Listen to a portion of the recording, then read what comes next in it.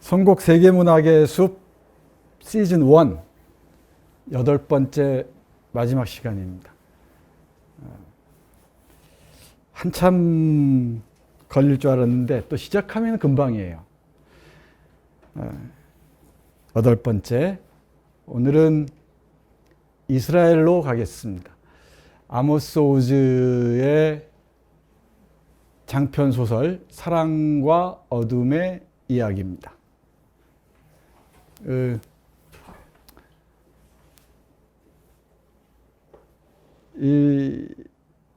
처음에 이 커리큘럼을 짤 때는 팔레스타인에서 이런 비극이 발생할 줄을 전혀 예상을 못했어요. 그런데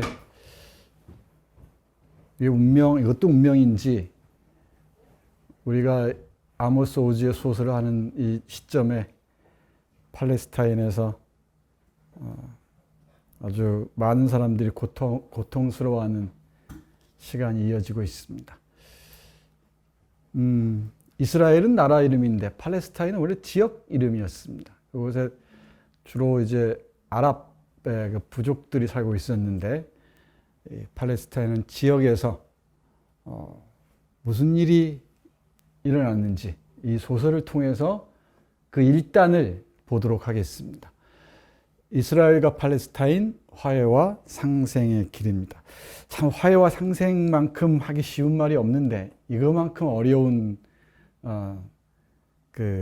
실천도 없는 것 같아요. 이게 화해와 상생을 실천하는 건 참 어려운 일인 것 같습니다. 말과 현실 사이의 거리가 얼마나 먼지를 새삼 다시 생각하게 됩니다. 이런 비극이 벌어지고 있습니다. 10월 달 사진인데 폭격을 당한 가자 지구의 모습입니다. 이 팔레스타인도 자치기구, 국가로서 인정을 받지 못했지만은 준국가 단체죠. 근데 여기에도 역시 정파가 있고 정당이 있습니다. 가자 지구는 하마스라는 과격파 정당, 급진 정당이 지배하고 있고 웨스트뱅크라고 하는 그 서한 지구, 요르단강 서한 지구의 그 팔레스타인 지역은 파타당인가요? 그 당이 집권하고 있어요. 근데 두 정당의 핵심적인 정책이 큰 차이가 있습니다. 하마스는 이스라엘을 국가로 인정하지 않아요. 이스라엘은 도둑놈들이라는 거죠. 자기 땅을 약탈한 도적들이라는 인식이 있습니다. 그런데 요르단강 서안 쪽에 있는 그 정당 쪽에서는 두 국가 체제, 두 국가가 함께 공존할 수 있는 방법을 모색해 보자, 이런 쪽인 것 같습니다. 일종의 내전 상황이기도 해요. 그러니까 이스라엘과 전쟁할 뿐만 아니라 그 내부에도 정파가 극단적으로 갈려서 싸움을 벌이고 있습니다. 남 얘기 같지 않죠? 우리하고 비슷합니다. 그 그림자가 바로 유럽 제국주의, 특히 영국 제국주의가 어른거리고 있습니다. 이 팔레스타인 공부하다 보면 남 얘기 같지가 않습니다. 큰 지도는 이렇습니다. 여기 요르단이 있고요. 여기 이집트, 이쪽이 그 시나이 평원이라고 하는 우리 출애굽기 보면은 구약 성서에서 보면은 탈출기, 출애굽기에 보면은 나오는 동네죠. 여기 시나이 반도인데 여기 지금 이스라엘 쪽에서는 이 팔레스타인인들을 다 시나이 반도로 이주하라는 얘기예요. 근데 여기에도 결국은 자원 문제가 놓여 있습니다. 여기가 요 바다 있죠, 바다. 여기가 가자 지구인데 가자 지구 앞에 요 바다가 천연가스의 보고라 그럽니다. 그러니까 이걸 두고 각축전이 벌어지죠. 그러니까 인도 그리고 미국, 일본을 연결하는 그 미국의 세계 전략, 그리고 중국의 1대1로 정책 이런 게 있죠. 이게 이제 여기를 통과하는 것 같아요. 여기서 이곳을 하나의 핵심적인 지점으로 놓는 것 같습니다. 중국이 1대1로 정책을 펼치잖아요. 1대, 이 대는 띠대자입니다. 원 벨트, 원 로드입니다. 하나의 벨트처럼 묶는다는 얘기죠. 중국의 정책에 대항한다는 의미에서 이 미국에서는 미국과 인도와 이쪽을 쭉 이스라엘 쪽을 쭉 연결하는 하나의 또 벨트를 만들려고 하는 모양이에요. 그 벨트를 통과하는 지점이기도 합니다. 여기 천연가스의 보고니까. 여기에 자원이 많으면은 축복이 아니라 많은 경우 저주가 되기도 하죠. 여기서 천연자원 문제가 심각하게 가로놓여 있는 것 같습니다. 보면은 우리의 소설의 배경인 여기가 예루살렘이에요. 예루살렘은 팔레스타인하고 이스라엘이 함께 나눠 갖고 있습니다. 여기 뒤에 설명드리겠습니다만은 다른 소설 보면은 이스라엘도 예루살렘도 팔레스타인 지구, 이스라엘 지구가 따로 있어요.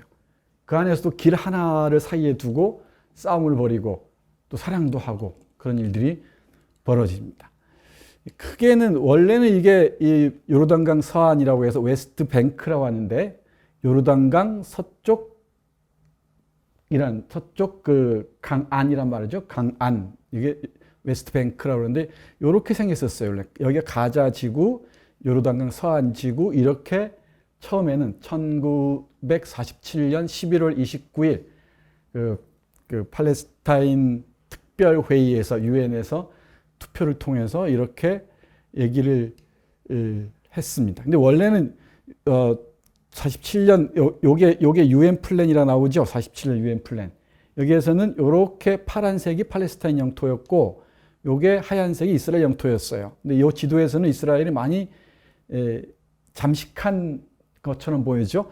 이거 보면은 다 한번 보세요. 처음에 47년 이전에는 이 하얀색이 점점이 이 유대인들이 들어와 살았습니다. 이랬던 게 유엔 계획에 의해서 유엔 특별회의의 투표를 통해서는 이스라엘이 이렇게 많은 지점을 차지하게 돼요. 뒤에서 볼게요, 이 얘기는. 그리고 팔레스타인이 쪼그라들기 시작하죠. 그러다가 49년에서 7년에 여러 번 전쟁을 거치면서부터 이 지도처럼 됩니다. 이렇게. 그러다가 여기에 이제 점점 벌집처럼 파고 들어가요. 이렇게 하얀 점들이. 이게 이른바 정착촌이라고 합니다.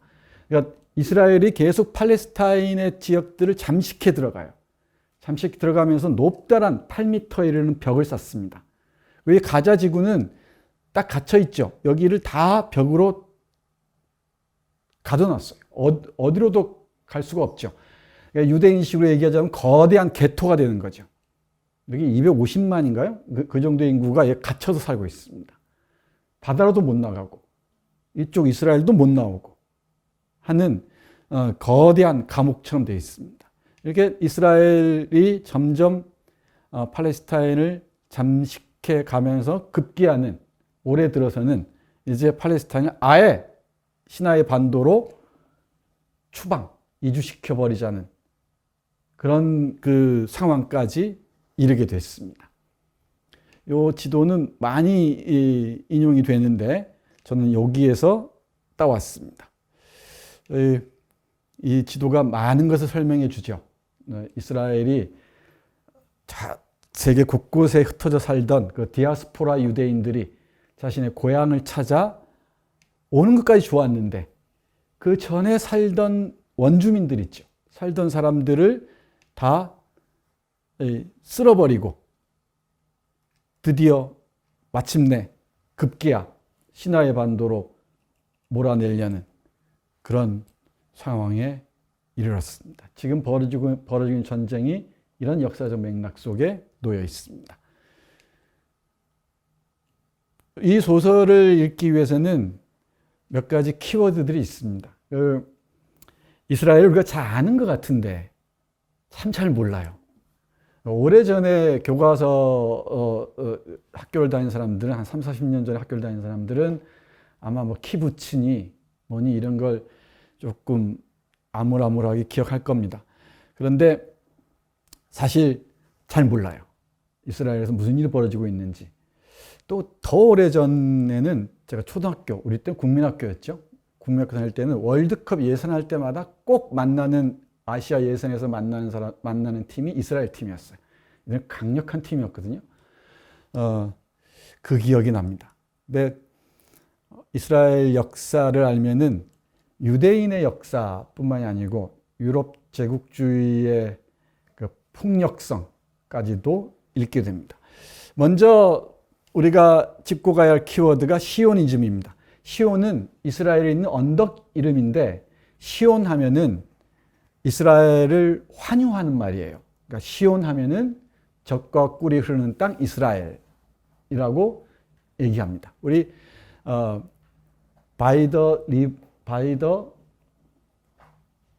뭐죠? 그 노래 있는데 바빌론 강가에서 하는 노래가 있죠. 거기 보면은 이 시온이라는 얘기가 나오죠. 자이온이라고 발음하는, 영어로는. 그래서 팔레스타인 지역의 유대인 국가 건설을 목적으로 한 민족주의 운동입니다. 그러니까 1900년 동안 고대 유대 왕국이 망하면서 전 세계로 유대인들이 뿔뿔이 흩어지게 되죠. 그 유대 이산의 역사가 2000년 가까이 이어지는데 1897년을 전후해서 프랑스에서 드레피스 사건이라는 게 벌어집니다. 많이 들어보셨죠? 이 드레피스 사건의 핵심은 그 드레피스라는 장교를 유대인이라는 혐의로 스파이로 몰아서 이 처형하려는 음모였죠. 프랑스 쪽에. 여기에서 에밀 졸라 등등 양심적 지식인들이 걸기해서 오랫동안 재판이 이어지고 결국은 무죄로 판명이 되죠. 그 과정에서 유대인들에 대한 그 탄압과 이 멸시가 유럽 전 사회에 퍼지게 됩니다. 뭐 그 이전부터 유대인에 대한 그 혐오, 뭐 증오, 경멸, 뭐 학대 이런 게 일반화되어 있었는데 여러 가지 이유가 있겠지만은 일단 유대인들이 소수자라는 것이죠. 이 소수자였기 때문일 겁니다. 아무튼 이 시오니즘을 주목하셔야 됩니다. 유대인 국가 건설을 목적으로 한 민족주의 운동. 참 쉬운 문제는 아닙니다만은 일단 개념 하나만 짚고 가겠습니다. 또 하나 이 테오도르가 아니고 테오도르입니다. 테오도르 헤르츠리라는 사람이 바로 시오니즘을 창시한 사람으로 알려져 있습니다. 그 이전부터 시오니즘 운동의 움직임은 있었는데 본격적으로 시오니즘 깃발을 올리고 이 팔레스타인의 유대 국가를 세워야 한다. 우리가 더 이상 세계를 떠돌 수는 없다. 이러한 억압과 굴욕 속에서 살아갈 수는 없다. 라고 하면서 우리 고향으로 돌아가자라는 운동을 펼칩니다. 그래서 1900 맞죠? 1902년인가요? 96년인가 스위스 바젤에서 시오니즘 그 시오니스트들의 회의가 열리고 이게 그 2회 회의 장면입니다. 그리고 이때부터 본격적으로 시오니즘 그 사상이 실천 운동으로 확산됩니다. 그러면서 많은 유대인들이 이제 이쪽으로 모여들기 시작해요. 우리 소설의 주인공의 화자인 나의 할아버지도 1917년 무렵에 팔레스타인 지역으로 이주해 옵니다. 많은 사람들이 개별적으로 또는 집단적으로 이쪽으로 이주해 오기 시작합니다. 그러니까 유럽에서 살기가 힘들었던 거죠. 그리고 두 번째 기억해야 할 인물이 다비드 벤구리온인데 이 사람은 이스라엘의 정치가이자 초대 총리, 열정적인 시오니스트입니다. 우리 소설에서 화자인 나가 20살 때 75살인 벤구리온을 만나는 장면이 있습니다. 그러니까 벤구리온 신화가 있죠. 벤구리온을 열정적으로 찬미하면서 따르던 어린 소년의 모습이 그려지고 있습니다. 그러니까 독재자를 숭배하는 소년의 이야기는 낯설지가 않죠. 우리 역사에서도 낯설지가 않습니다. 많이 겹쳐요. 보다 보면은 우리 역사하고 많이 겹칩니다. 전혀 낯설어 보이지가 않습니다. 다비드 벤구리온, 이스라엘 역사할 때마다 등장하는 인물입니다. 그리고 두 개의 선언에 주목해야 되는데 이게 영국 제국주의의 의도를 알 수 있는 선언인데, 하나는 후세인 맥마흔 선언이라고 해서 후세인이라는 아랍 지도자하고 이 맥마흔이라는 영국 외교부 그 고위 관리가 1915년에 발표한 선언입니다. 이 왕복 서신 중에 하나라 그러죠. 팔레스타인의 아랍인 국가를 수립하는 걸 지지한다. 됐죠? 팔레스타인의 아랍인들로 이루어진 국가를 수립하는 걸 지지하겠다. 영국은. 그리고 1차 세계대전이 끝나고 난 다음에 영국이 이제 위임 통치를 하는데 이 지역을 그 1차 세계대전 중이죠. 지금 15년이면 그죠? 이 와중에 영국이 이 팔레스타인 지역에 아랍인들의 국가를 수립할 수 있도록 적극 지지하겠다라는 선언을 해요. 그러다가 2년쯤 지나서 벨푸어 선언이 있습니다. 벨푸어라는 영국의 이 외무성 고위 관리인데 이 사람도 팔레스타인의 유대인 국가 수립을 지지를 해요. 그러니까 이중 계약이죠.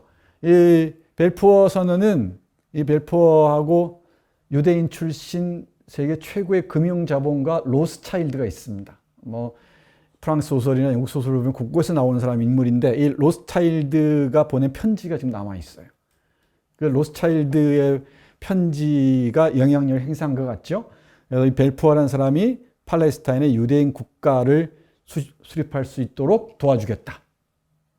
이 이중 계약서가 있었던 거죠. 그러니까 이로부터 30년이 지난 1947년에 이걸 두고 문제가 벌어지기 시작하는 거지. 이제 영국을 믿고 유대인들은 팔레스타인 지역으로 오고, 또 영국을 믿고 아랍인들은 당연히 이곳에 아랍 국가를 세울 수 있을 것이라고 생각했던 거죠. 근데 이게 아랍인들 입장에서 볼 때는 배반당한 거죠. 배신당한 거죠. 그러니까 유대인 쪽에서는 환호했겠죠. 이게 1947년 11월 29일입니다. UN 그 팔레스타인 특별회의 결정이죠. 두 국가가 수립하게 돼요. 그러니까 팔레스타인 쪽에서는 뭐 이걸 보아 넘길 수가 없죠. 그러니까 대대적인 이제 테러와 전쟁이 지속됩니다. 제1차 중동 전쟁, 제2차 중동 전쟁 등등으로 이어지면서 이곳이 중동의 화약고가 되어버리죠. 세계의 화약고가 됩니다. 여기에 이제 미국의 군산 복합체가 개입하게 되고요. 세계의 강국들이 다양한 방식으로 이 팔레스타인 문제에 개입하게 됩니다. 그리고 몇 년 전에는 트럼프 미국 대통령이 예루살렘에 가서 예루살렘이 이스라엘의 수도임을 선언한다 이런 얘기를 하죠. 그러니까 예루살렘 얘기는 또 해야겠습니다만 이거 못 견딜 일이죠. 여기는 예루살렘은 기독교인들에게도 성지이고 유대인들에게도 성지이고 맨 먼저는 유대인들의 성지였죠. 예루살렘 성전이 있던 곳이니까 그 기독교의 성지이기도 하죠. 당연히. 그리고 이슬람교의 성지이기도 해요. 근데 그 성지를 빼앗긴다는 건 용납하기 어렵죠. 그러니까 팔레스타인이 가만히 있지 못했던 겁니다. 여기에 대해서 민족주의 사상, 즉 시오니즘으로 무장한 이스라엘도 얼마 만에 찾은 이 고향이고 국가인데 이걸 내줄 수 있겠느냐 하면서 정말 너 죽고 나 죽자는 식의 너 죽고 나 죽자? 너 죽고 나 살자는 식의 극단적인 이 대립이 이어집니다. 됐죠? 시오니즘, 헤르츠, 다비드 벤구리온 다 나오는 얘기들입니다. 후세인 맥마흔 선언, 벨푸어 선언. 그리고 아이야 이건 히브리어인데요. 이건 우리말로 하면 아마 귀향, 귀국 정도 될 것 같아요. 그러니까 고향으로 돌아가기 이런 뜻인데 원래는 들어 올리다 이런 뜻이라 그럽니다. 그러니까 유대인 디아스포라들, 이산, 흩어졌던 사람들, 유대인 디아스포라들이 유대인의 땅인 에레츠 이스라엘, 그러니까 내 고향 이스라엘로 돌아오는 것을 의미합니다. 그러니까 알리야 운동이라고 얘기했다고 합니다. 그러니까 유대인들이 전 세계에 흩어져 있던 유대인들이 자, 우리 이제 고향으로 돌아가자. 그래야 인구가 많아져야 우리가 국가를 세울 수도 있지 하면서 알리야 운동이 유대 사회에서 확산하기 시작합니다. 이 알리아라는 용어도 기억해 주시기 바랍니다. 이렇게 이제 젖과 꿀이 흐르는 땅으로 돌아가서 정말 아름다운 세계를 만들어야겠다라고 상상하고 온 사람들이 많겠죠. 근데 현실에 부딪히게 됩니다. 이를 어찌할 것인가? 이게 이 소설의 핵심입니다. 그러니까 이 시오니즘 운동으로 촉발해서 이 알리아 운동의 그 흐름 속에서 전 세계에 있던, 특히 오데사에 있던 또는 폴란드에 있던 유대인들이 들어옵니다. 이쪽으로 이 팔레스타인 지역으로 들어오는데, 들어와서 새 나라를 만들어야겠다라고 꿈을 꾸는데 꿈과 현실의 차이는 아득하죠. 거기에서 깊은 환멸에 시달리는 한 여성이 있었습니다. 바로 아모스, 이 소설의 주인 화자죠. 화자의 어머니입니다. 그 어머니가 깊은 환멸과 절망에 시달리다가 목숨을 끊습니다. 이게 이 민족주의적 환상과 현실적인 한계 속에서 고통받는 한 영혼의 이야기입니다. 훌륭한 소설입니다.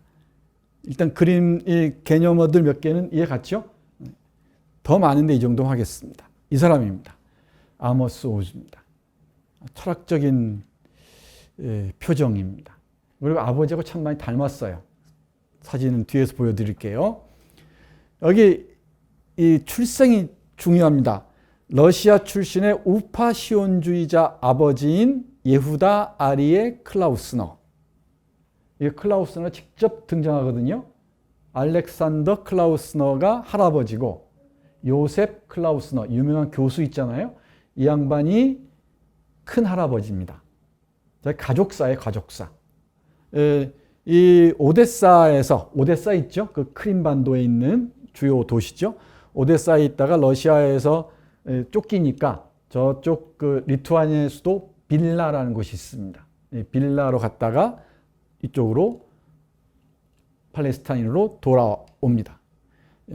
예후다 아리에 클라우스너와 폴란드 출신의 어머니 리보브라 그랬죠? 폴란드에 그서 살던 그 어머니 파니아 무스만의 외아들. 파니아가 실질적인 주인공이에요. 우리 소설에. 이 파니아 무스만의 외아들입니다. 그러니까 클라우스너 집안과 무스만 집안의 외아들인데, 클라우스너와 무스만이 둘 다 디아스포라 유대인이었던 거예요. 그러니까 흩어져 있던 유대인이 팔레스타인으로 돌아온 거죠. 그 사이에 태어난 외아들입니다. 근데 이 우파 시온주의자라는 점에 주목해야 되고, 이 어머니와 아버지 비교가 대단히 중요합니다. 그래서 이 어머니는 대단히 지성적이고 그러면서도 낭만적이고 어떤 공감 능력이 뛰어난 그런 여성이에요. 그런데 비해서 아버지는 작가이기도 하며 서지학자이기도 한데 국립도서관 사서입니다. 사서인데 이 사람은 나중에 열정적인 시온주의자로 변신을 해요. 그러니까 이 사이에서 어머니가 깊은 환멸을 경험했겠죠. 그걸 못 견디고 편두통에 시달리다가 스스로 목숨을 끊습니다. 이 사이에서 외아들 오스만의 고민이 깊어지겠죠. 아니, 아모스의 고민이. 그래서 아모스 오즈라고 성까지 바꿔버리죠. 나는 어머니가 죽으면서 성까지 바꿨다고 얘기를 하잖아요. 그리고 아버지 집을 떠나서 키부츠, 훌다라는 곳으로 갑니다. 키부츠로 들어갑니다. 여기 52년 14살 반, 12살 반이었죠. 어머니가 파니아가 자살합니다. 이게 아모스 오즈 작가 이력에서 결정적인 사건이었다고 얘기를 합니다. 38살의 어머니가 목숨을 스스로 끊습니다. 이게 핵심적인 사건입니다. 이 소설에서도 그렇고요. 이 어머니가 왜 자살에 이르는가를 보여주는 거예요. 그 어머니를, 이 소설에 있는 핵심적인 질문은 누가 파니아를 죽였는가, 또는 무엇이 파니아를 죽였는가가 될 겁니다. 핵심적인 질문이 되죠. 그러면은 독자들은 이 파니아를 죽음으로 내몬 게 무엇이지? 아들의 말썽 때문인가? 아니면 남편의 바람기 때문인가? 아니면은 이 폭력 때문인가? 가난 때문인가? 그죠? 여러 가지 이유가 있겠죠? 여러 가지 이유들 하나씩 하나씩 따져가면서 읽으면은 아주 흥미로울 겁니다. 이 소설의 구성을 보면서 이 기억들을 막 흩어놨습니다. 2001년 시점에서 이 작가인 내가 1930년을 전후한 시기, 40년을 전후한 시기를 회상하면서 쓰는 거거든요. 그 기억들이 계속 엇갈리는데 핵심적인 시간대는 어린 시절입니다. 10대. 그러니까 내가 아모스 오즈가 작가가 10대를 전후한 시기입니다. 54년에 아버지에게 반항하여 키부츠 훌다로 들어갑니다. 키부츠로 들어가서 또 중요한 인물을 만나죠. 그것도 뒤에서 보기로 하죠. 여기서 문학을 좋아하고 또 재능이 있는 걸 알고 키부츠 쪽에서 장학생처럼 뽑아서 히브리 대학교에서 공부를 합니다. 여기서 문학과 철학을 전공하고요. 단편집 자카리의 울음소리를 간행하고, 그리고 여기가 중요합니다. 3차 중동전쟁인 6.1전쟁, 67년 유명한 전쟁이죠. 우리도 교과서에서 많이 배웠죠. 우리는 늘 이스라엘 편이었습니다. 네. 맞아요. 네, 한참 영웅시대고 그랬죠. 그 정도로 우리가 익숙해요. 근데 전적으로 이스라엘 편입니다. 근데 우리는 이스라엘과도 어느 정도 친연성이 있긴 하지만 팔레스타인하고 훨씬 가깝거든요. 그에게는 다음 시즌에 팔레스타인 소설을 이번 시간에 예고해 드리고 다음 시간에 팔레스타인 작품을 읽으면서 얘기해 보도록 하겠습니다. 6.1 전쟁의 시나이 전투에 참가하고요. 이후에 이 전쟁의 깊은 회의를 느끼고 나서 이후 두 국가 해결안을 고취하는 단체에서 활동합니다. 두 국가 해결안. 유엔에서도 제시하고 그러는데 이스라엘은 팔레스타인, 아랍인들이 사는 것을 견디지 못해요. 원래 예루살렘이 이 소설에서 계속 언급됩니다만은 여러 곳에서 온 사람들이 모여 사는 곳이거든요. 그러니까 잡고 하는 곳이에요.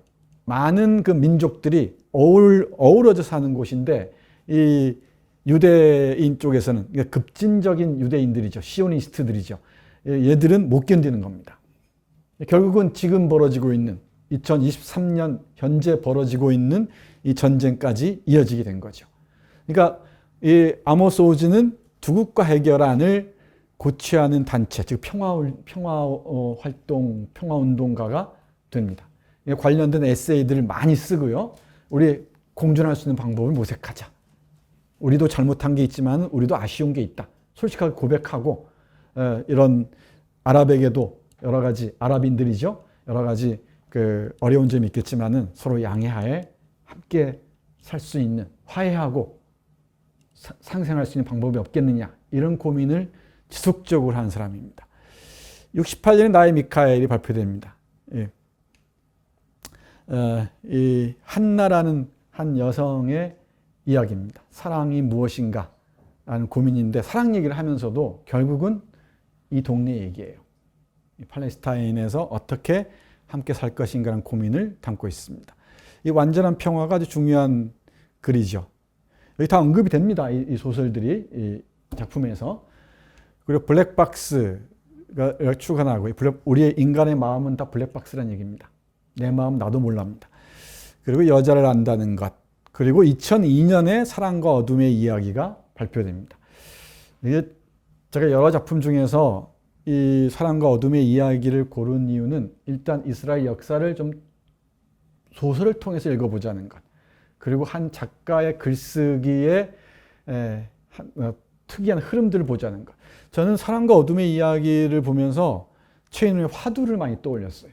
자신이 직접 경험한 것들을 거의 가감없이 드러내거든요. 대부분 실존 인물들이에요. 자기 가까이 있는 사람들 얘기들입니다. 거기에는 큰 할아버지처럼 저명한 교수도 있고 또 유명한 정치가도 있고 또 반면에 그 동네에 사는 자기 친구들 젤다 선생, 몰래 사랑했던 선생부터 시작해서 여러 또 이웃 가난한 사람들이 있습니다. 그 사람들의 이야기를 쓴 것이에요. 쓰면서 자신의 작가로서의 고민들 그리고 이 역사와 개인의 운명까지도 그려내고 있습니다. 최인훈의 그 화두나 또 일본의 유명한 작가 있죠. 오에 겐자부로의 소설들이 자기 개인의 경험을 직접 드러내는 작품들이 많이 있습니다. 갑자기 생각이 안 나는데 그 체인지링 3부작인가 그럴 거예요. 3부작들은 그 자기 아들이 장애를 안고 있습니다. 그 얘기들을 그대로 드러내죠. 소설 속에 그대로 드러내면서 자신의 작가의 삶들을 보여주는 작품들이 꽤 있습니다. 그 오에 겐자부로 작품을 많이 떠올리게 됩니다. 이 소설 읽다 보면은 사랑과 죽음의 시를 2007년에 간행하고요. 14년에 유다의 복음서, 한국어로는 유다라고 번역되어 있습니다. 그러니까 유다에 대한 재해석입니다. 이것도 역시 벤구리온이 중요하게 등장하는데 이 이스라엘국이 건국되는, 이스라엘이란 국가가 건국된 48년을 전후해서 유다란 무엇인가를 다시 묻습니다. 유다가 없이 예수가 있을 수 있겠는가 하는 그 도발적인 질문을 하죠. 네. 얘기는 여기서 하면 너무 길어지니까 이 정도만 하겠습니다. 이거 아주 재밌습니다. 이 아모스 소설들이 사랑 얘기이기도 하면서 또 이웃 얘기이기도 하면서 아주 진지하고요. 지적인 향기가 가득해요. 읽다 보면은 아마 만족도가 점점점 이렇게 높아지는 것을 실감할 수 있을 겁니다. 아모스 어디를 바라보는지 사진 고르다가 이 사진을 택했습니다. 이 눈길이 어디를 향하는지 생각해 보시기 바랍니다. 나이 미카엘, 블랙박스, 삶과 죽음의 시, 유다. 제가 본 책들이고요. 한번 읽어보시기 바랍니다. 안 읽어도 좋으니까 그냥 만져만 보셔도 됩니다. 여기에 이제 뭐 친구 사이라는 단편 소설이죠. 또 있고요. 꽤 많은 책들이 번역되어 있어요. 아마 이유인즉슨 노벨 문학상에 가장 가까이 가 있는 작가 중에 한 사람이라고 얘기를 해요. 뭐 충분히 노벨 문학상 받을 만합니다. 이쪽 지역에서 우리가 크게 중동이라고 하는 이집트를 포함해서 이쪽 지역에서 노벨 문학상 받은 사람이 세 사람이 있습니다. 이집트의 나집 마흐푸즈, 나기프 마흐푸즈 이러죠. 우리 동네 아이들, 모세부터 시작해서 쭉 나오는 거 있죠. 나집 마흐푸즈가 있고 이스라엘의 아그논이라는 사람이 있습니다. 아그논. 이 66년에 노벨 문학상을 받았을 텐데 한국에는 번역이 잘 안 돼 있는데 이 사람이 아모스 오즈가 이 2006년에 아그논상을 받아요. 보면은 수상 이력을 보면은 괴테상, 아그논상, 프란츠 카프카상을 받는데, 그러니까 괴테, 카프카는 떠올릴 수 있는데 아그논이 누군지는 잘 모르죠. 근데 아그논이 이스라엘을 대표하는 작가였던 모양이고, 이 아모스 오즈 자신이 이 소설에서 이야기를 아그논에게서 어떻게 벗어날 것인가를 정말 고민했던 것 같아요.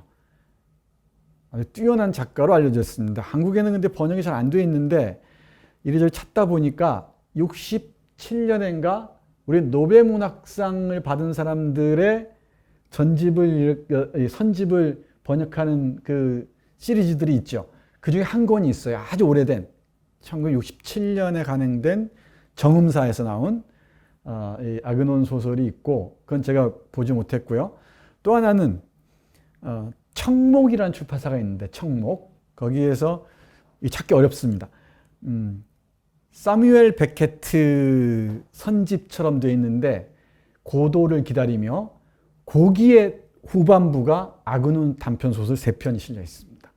근데 참 이해가 안 가는 게, 그러면 사뮤엘 베케트하고 아그논 해서 두 작품을 함께 수록하면 좋았을 텐데 왜 검색이 안 되게 해놨어요?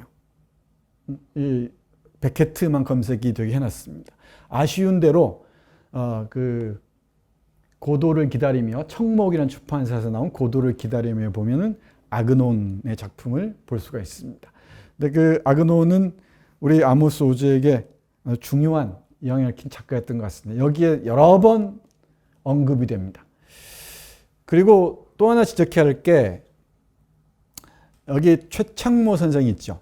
번역자 최창모. 이 책도 역시 최창모 선생인데, 최창모, 윤성덕, 김영화 이런 사람들 있죠.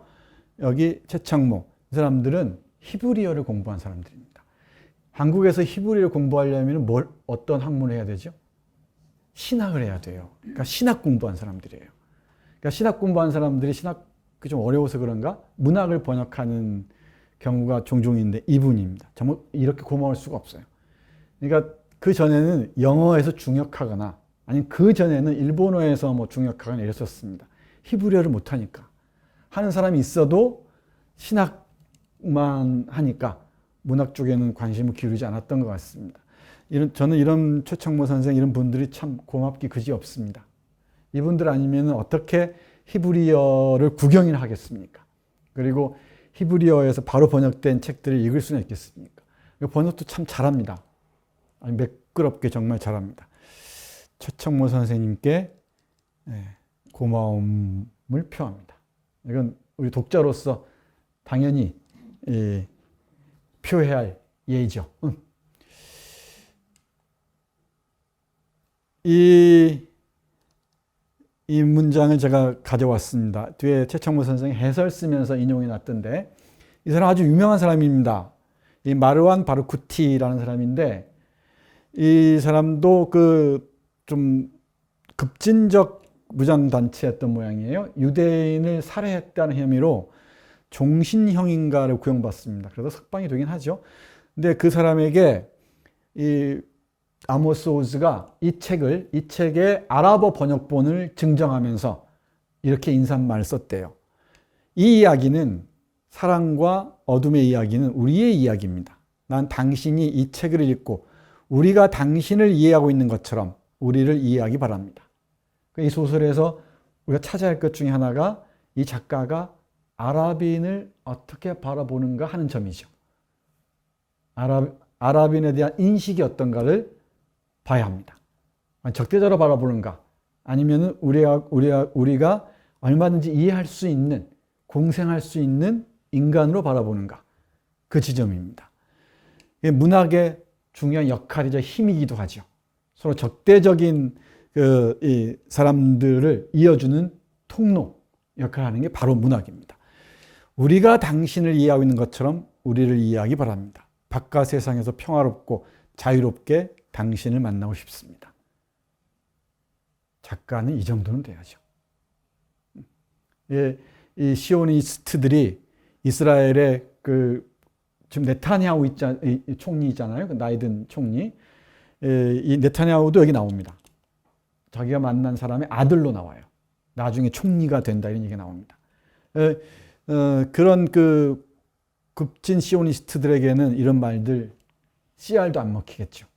근데 이렇게 애쓰는 사람이 있습니다. 근데 이 적대성을 고양하는 자들과 대결하는 게 문학자들의 운명이라면 또 운명입니다. 책임이라면 책임이고요. 또 역할이라면 역할이기도 하겠죠. 우리는 팔레스타인인들을 바라보는 시선은 이스라엘의 관점, 그것도 이스라엘 시오니스트들의 관점이에요. 유대인들의. 그러니까 아모스 오즈나 뒤에서 보겠지만 다비드 그로스만 같은 평화운동가들, 다니엘 바렌보임이라는 지휘자 있잖아요. 피아니스트이자 지휘자의 그런 시선으로 바라보지 않습니다. 그러니까 이스라엘 우파들의 팔레스타인을 적대시하는 자들의 시선으로 팔레스타인을 바라봐요. 그러니까 팔레스타인을 악마화하죠. 그러니까 특히 이슬람을 악마화하는 한국 사회의 어떤 흐름과도 관련이 있는 것 같습니다. 여기서는 이 정도만 하겠습니다. 한 걸음 더 나가면은 얘기가 길어집니다. 저 사람도 사람이죠. 사람입니다. 이게 가족 사진인데 영화를 혹시 보셨는지 모르겠는데 사랑과 어둠의 이야기가 큰 비디오 가게, 왓챠라는 큰 비디오 가게에서 볼 수가 있습니다. 그 영화가 있는데 영화의 이 여주인공하고 남주인공 어머니 아버지인데 너무 비슷해요. 여기가 아모스 오즈입니다. 아까 봤던 아모스 오즈의 이 사진하고 많이 닮았죠. 아버지하고 많이 닮았습니다. 이 표지 중에서 서너 개 표지가 있었는데 히브리어판 표지입니다. 표지에 가족 사진이 딱 실려 있어요. 이건 가족 이야기라는 거죠. 가족 이야기인데 가족 이야기를 통해서 이스라엘의 현대사죠. 역사를 바라보고 역사와 개인의 운명을 비춰보겠다는 겁니다. 이 히브리어는 저도 모릅니다만 이렇게 읽어요. 이렇게 읽습니다. 시간은 30년대 그러니까 이쪽 왼쪽에서 오른쪽으로 읽습니다. 아랍어도 그렇죠. 아랍어도 왼쪽에서 오른쪽으로 써나갑니다. 이게 왼쪽에서 오른쪽으로 써간다 그러면 되게 이상하게 생각하는데 우리도 옛날에 이렇게 썼어요. 위에서 아래로 이렇게. 위에서 아래로 쓰면서 왼쪽에서 오른쪽으로 나갔죠. 그건 아주 희한한 필법이죠. 사실은. 왼쪽에서 오른쪽으로 그것도 세로로 써나간다는 것. 일본 사람들은 지금도 그렇게 쓰죠. 좀 구체적으로 볼까요? 시간은 30년대에서 60년대까지 아우르는데 더 멀게는 18세기 후반부터 시작해서 21세기 초반, 2001년까지를 포괄합니다. 근데 핵심적인 서사가 진행되는 시간은 요 시기인데 요 시기 중에서도 48년을 전후한 시기. 그러니까 작가가 12살 무렵 전후한 시기입니다. 39년생이니까 10살을 전후한 시기가 이 소설의 핵심입니다. 핵심 시간, 핵심 서사가 진행되는 시간입니다. 그러니까 어린 시절이 학교 다닐 때, 뭐 동네 학교나 뭐 초등학교 그리고 중학교 비슷한 곳이죠. 다닐 때 얘기들 보면은 성장 소설이라는 걸 알 수가 있죠. 공간은 예루살렘의 케렘 아브라함 지역입니다. 여기 가면 성경에 나오는 지명 다 있어요. 성경에 나오는 이름들 다 나오고 아마 이 크리스천들은 이 소설을 읽으면 되게 익숙할 겁니다. 곳곳이 그 성서에 나오는 장소들입니다. 이름들도 아주 익숙해요. 뭐 느헤미야 지구, 뭐 어디, 뭐 야곱, 뭐 곳곳이 그렇습니다. 곳곳이 성서에서 익숙히 봤던 지명들이고 또 성서에서 만났던 인명들입니다. 예루살렘이 이 가족이 사는 곳이고요. 그리고 텔아비브는 이모들이 사는 곳입니다. 여기 이모, 특히 소니아 이모가 중요한 역할을 합니다. 인물은 단출합니다. 사실은 아모스가 나가 있고요. 나의 관점에서, 그러니까 2001년 관점이죠. 2001년 60살이 넘은 관점에서 61살에 이른 작가가 자신의 어린 시절 50년 전을 기억하면서 쓰는 겁니다. 그러니까 나를 중심 부분 나의 성장 소설입니다. 내 어린 시절 부모의 얘기와 이스라엘의 이야기를 결합해서 나는 누구인가를 묻는 거죠. 작가란 무엇인가를 묻고 또 자기 나름대로 대답하는 겁니다. 여기에 실질적인 주인공은 조금 전에 말씀드렸듯이 파니아, 어머니입니다. 어머니는 저 먼 폴란드에서 여기까지 와서 무엇을 바랐던가, 어떤 꿈을 꾸고 왔던가. 그런데 이 47년을 전후한 시기에 결혼하고 아이 낳고 했죠. 이 시기에 이 어머니를 죽음으로 몰고 간 것은 무엇이었는가 라는 질문을 던집니다. 그리고 여기에 작가 나름대로 답을 하는데 좀 꼼꼼하게 읽지 않으면은 왜 어머니가 죽음에 이르는지를 이해하기가 쉽지 않습니다. 작가가 우회적인 완곡어법을 사용해서 얘기하고 있습니다. 유보적이죠. 그러니까 작가가 개입해서 판단할 수밖에 없습니다. 여기에 아리에가 아버지입니다. 아버지는 공부를 많이 한 16개의 외국어를 하는 아주 명민한 사람입니다. 다 자식에게 어휘 얘기들 많이 해주고요. 그리고 교수를 꿈꿉니다. 나중에는 어머니가 죽고 나서 재혼하고 나서는 런던에 가서 박사학위도 받습니다. 그리고 40, 50이 다 돼서 교수의 꿈을 꾸는데 결국은 실패하고 도서관 사서로 남습니다. 그러다가 점점 강력한 그 시오니스트가 되어가죠. 거기에서 이제 이 아모스 나는 아버지에게 반감을 갖게 됩니다. 어머니의 죽음이 아버지에게 책임이 있다고 생각하는 거죠.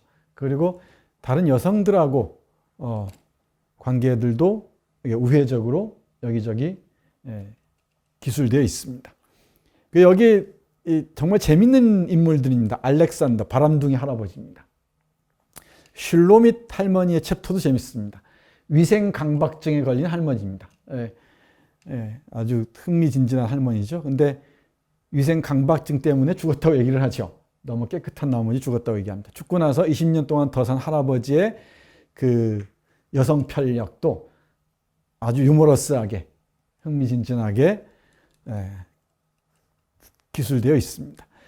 요셉 클라우스는 큰할아버지인데 이 큰할아버지 집 서재 장면들이 아주 그 장대하게 묘사되어 있습니다.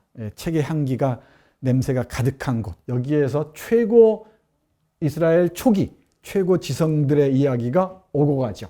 카페에서도 오고 가고, 근데 그 얘기를 이 작가는 훔쳤다고 얘기하죠. 소매치기 했다고 얘기하죠.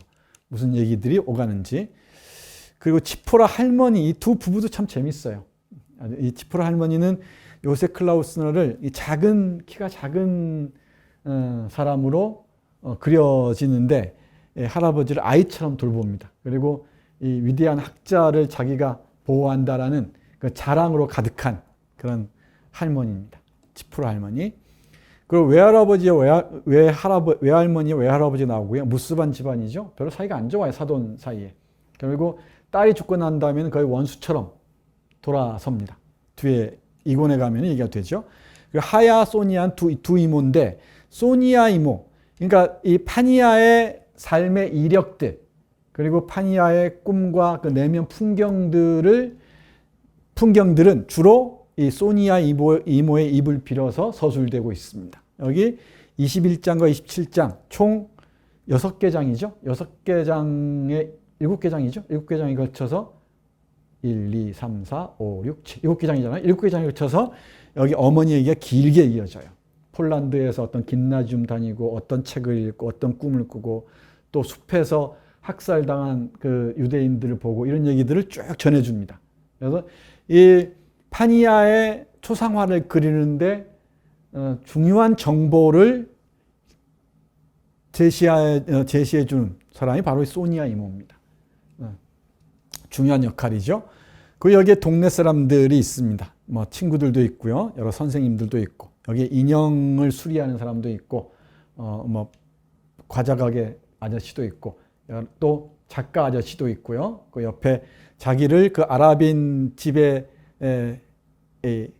아이야죠. 아이야 집, 여기 아이야 집에 좀 이따 얘기할게요. 아이야 집에 데려다 준 그 이웃집 아저씨도 있고, 이런 동네 사람들과 선생님들, 그리고 유명한 실존 인물들, 동네 사람들도 대부분 실존 인물들이라 그럽니다.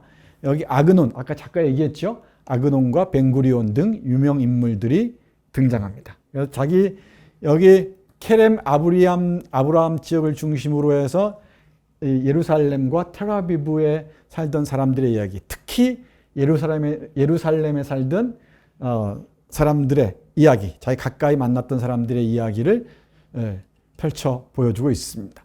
사랑과 어둠의 이야기는 제 식대로 정리하자면 제목은 크게 보면은 아랍과 이스라엘, 유대인, 그러니까 이스라엘과 팔레스타인 어떻게 공존하고 어떻게 화해하고 어떻게 더불어 살아갈 수 있을 것인가 라고 얘기할 수 있다면은, 또 다른 맥락에서는 이 환상과 어머니 파니아에 초점 맞추면은 환상과 현실 사이에서 죽어간 어머니를 향한 사모곡이라고 얘기할 수 있습니다. 그러니까 어머니에 대한 강한 그리움들을 곳곳에서 피력을 하죠. 그리고 아버지가 슬픈 인간이라는 걸 알면서도 아버지에게는 마음을 주지 않습니다. 그러니까 이 어머니가 들려준 환상적인 이야기, 특히 헨리크 입센, 우리 인용의 집을 했었죠. 입센의 그 낭만주의 시기의 대표적인 작품이 페르 귄트예요. 이 페르 귄트 얘기를 엄마가 늘 얘기를 해줍니다. 그리고 인도 우화 얘기해 주는 것들, 뭐 다양한 그 전설과 신화들, 동화들, 이런 그 얘기들 들려주는 데 비해서 아버지는 합리적인 사람이에요. 좋게 얘기하면 이성적인 사람이죠. 그러니까 어머니의 그런 낭만적인 정서들을 이해하지 못합니다. 근데 둘 다 낭만적이긴 한데 낭만적인 방향성이 달라요. 그러니까 민족주의는 낭만적인 경향을 띠죠. 시오니즘이 기본적으로 낭만적인 열정으로 추동되는 그런 사상, 이념입니다. 그러니까 우리 민족이 가장 위대하고 우리 민족의 고향인 그 젖과 꿀이 흐르는 땅 시온에서는 모든 모든 일들이 가능하고 이게 낭만주의 열정이죠. 그것과 달리 이게 아버지의 사상이라면 뒤에서 다시 언급할 겁니다만은 어머니는 이 낭만주의적 꿈이 개인적이고 어떤 자유로운 그런 방향이에요. 달라요. 집단적이지가 않습니다. 그러니까 좀 거칠게 아버지의 낭만주의를 집단적 낭만주의라고 얘기한다면은 어머니의 낭만주의는 개인적 열정적 낭만주의, 자유로운 영혼의 낭만주의라고 얘기할 수 있을 것 같습니다. 그래서 이 사랑과 어둠의 이야기는 환상과 현실 사이에서 죽어간 어머니를 향한 아들의 절절한 사모곡입니다. 어머니를 그리워하는 노래입니다. 이건 자전적 소설이면서 이 독자들에게는 스스로에게 많은 얘기를 전해주는 소설일 수도 얘기해요. 이거 강하게 작가가 얘기하죠. 자전적 소설인지 아닌지 묻지 마라. 그건 중요하지 않다. 독자가 어떻게 읽느냐가 중요하다는 거죠. 그러니까 여기 나오는 아모스가 실존 인물이 아니도 중요하지 않다는 거예요. 나는 내 경험, 내 기억을 구성해서 독자 여러분께 제시하지만 여러분들은 이게 내 정기적 사실인지 아닌지 그 따지는 거 별로 많이 신경 쓰지 말라. 이 위치에 독자 여러분이 한번 들어와 보라. 그리고 여러분이는 어떻게 생각할지 생각해 보시라고 얘기를 해요. 이건 중요한 이런 책을 읽는 중요한 독법 중에 하나입니다. 이분 볼게요. 도스토옙스키를 예로 들면서 얘기하는데 다시 말하면 좋은 독자가 좋은 문학을 읽으면서 갈아엎으려고 하는 공간은 작품과 작가 사이의 영역이 아니라 작품과 당신 사이의 영역이다. 그러니까 작품과 작가가 얼마나 관련이 있을까 이걸 따질 게 아니라 작품과 당신, 독자 당신 사이의 문제라는 거예요. 이게 작가하고 얼마나 관련성이 있을까 따지는 건 넌센스라는 거죠. 독자 너하고 당신하고 독자 당신하고 이 작품하고 어떤 관련이 있는지 보라는 겁니다. 그러면 이렇게 예를 들어요. 문제는 도스토옙스키가 학생이었을 때 진짜 나이 든 과부들을 죽이고 도둑질을 했을까? 죄와벌을 떠올리면 그럴 수 있죠. 도스토옙스키 저 자식 진짜 도둑질하고 과부를 죽이는가? 전당포 과부를 죽인 거 아니야? 그거 중요하지 않다는 거예요. 아니다. 그게 아니다. 독자인 당신이 자신을 라스콜리니코프 자리에 대신 세워보는 것이다. 거기에 내가 라스콜리니코프가 되어서 자신을 느껴보고 그 공포와 좌절과 지독한 참담함과 나폴레옹적인 교만의 허망함과 위대함의 기만과 죽음에 대한 동경과 함께 배고픔과 고독과 욕망과 피곤의 열기를 스스로 느껴보며 이야기 속 인물과 작가의 삶 속의 온갖 스캔들 사이가 아니라 이야기 속의 인물들과 비밀스럽고 위험하고 참담하고 미쳐버리고 범죄적인 나인 당신 사이를 비교해 보는 것이다. 근데 독자들은 그 가십에 귀를 기울이기 십상이죠. 이게 진짜 작가의 모습일까? 그건 전혀 중요하지 않다는 겁니다. 그게 내가 아모스 입장이 돼보고 내가 파니아 입장이 돼보라는 거예요. 그 내가 아래 입장에 대해서 그 위치에서 이 사람들과 관계를 맺어보고 그 내면 풍경들을 자기 안에 끌어들여서 고민해 보라는 얘기입니다. 환멸에 신음해보고 절망에 고통스러워해보고 그러란 얘기죠. 이 자연적 소설이라는 이 명칭에 자칫 속아 넘어가기 쉬운데 우리 아모스 오즈에 따르면 그렇습니다. 이게 또 가장 훌륭한 소설이기도 하죠. 어찌 보면은.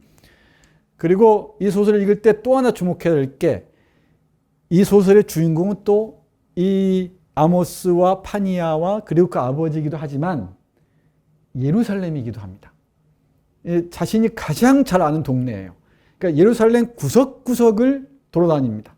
이 할아버지 집을 가는 그 동선이 있는 1권의 87쪽, 97쪽을 보면은 온갖 길들이 다 묘사되어 있어요. 여러분들은 이제 예루살렘에 갈 자격이 있습니다. 이 책을 읽으시면. 그럼 예루살렘 곳곳 요빠 거리 그 사진들이 있습니다. 보면은. 그리고 곳곳 골목길들이 다 그려져 있습니다. 바로 여기에서 우리 한국 소설에서는 박태원의 소설가 구보시 같은 게 바로 떠오르죠. 이 예루살렘이라는 곳에 장소가 얼마나 가까이 다가오는지 이 얘기만 해도 이 강의는 충분히 흥미진진하게 이해할 수 있을 것 같아요. 예루살렘의 상세 지도 펼쳐놓고 우리 아모스와 엄마가 아빠가 또 아모스와 옆집 아저씨와 아줌마가 어떻게 할아버지 집을 찾아가는지 또는 어떻게 그 아랍인 아이야의 집을 찾아가는지 그 동선을 보면은 전혀 다르게 이 소설은 또 읽힙니다. 또 하나 이건 좋은 소설들이 늘 이걸 안고 가죠. 민족 서사와 개인의 이야기 문제. 그러니까 유대인이라는 민족의 이야기, 서사와 내러티브와 개인의 이야기의 그 낙차를 봐야 한다는 거죠. 그러니까 민족주의나 민족으로서는 포괄할 수 없는 개인의 이야기들이 있죠. 이 개인의 이야기를 보는 게 또 소설의 중요한 역할이죠. 이 민족의 영웅을 노래하던 시절도 있긴 있습니다. 근데 이 현대소설에서는 그건 낯설죠. 그리고 또 역사와 개인의 운명의 문제. 톨스토이를 비롯해서 위대한 소설들은 늘 이게 맞물려 갑니다. 이 민족 서사와 개인의 이야기 또는 역사와 개인의 운명이 어떻게 관련되는가. 그러니까 이스라엘 건국이라는 역사적인 대사건이 있었죠. 그 사건 속에서 개인이란 무엇인가를 묻는 거예요. 그리고 아랍 팔레스타인, 아랍인과 유대인의 관계 속에서 그 거대한 그 관계망 속에서 둘은 적대적인 방향으로 나아가죠. 거기에서 과연 개인들은 어떤 관점을 취할 수 있는가? 이런 문제들입니다. 그리고 이 질문도 놓쳐서는 안 되죠. 이해와 소통 또는 문학의 책임. 이건 아랍어로 번역된 사랑과 어둠의 이야기를 이 아랍의 무장단체 지도자에게 전하면서 쓴 인사말이 있다고 그랬죠. 그게 거기에서 바로 이해와 소통 또는 문학의 책임의 문제를 얘기하지 않을 수가 없습니다. 특히 이런 분쟁이 오랫동안 지속된 곳일수록 문학의 역할은 중요하죠. 그래서 우리가 이스라엘 문학을 봐야 됩니다. 봐야 되고 이 이스라엘과 아랍의 분쟁, 이 팔레스타인의 이 역사는 한반도의 역사하고 또 맞물려요. 그리고 제국주의와 이 피억압 그 민족들, 억압당한 민족들의 관계를 이해하는데도 이스라엘 문학들은 우리에게 많은 참조점을 제공합니다. 그런 점에서 문학이란 무엇인가를 또 묻게 되는 그런 작품입니다. 개요는 여기까지 하겠습니다. 설명이 됐죠? 네. 잠시 후에 돌아오겠습니다.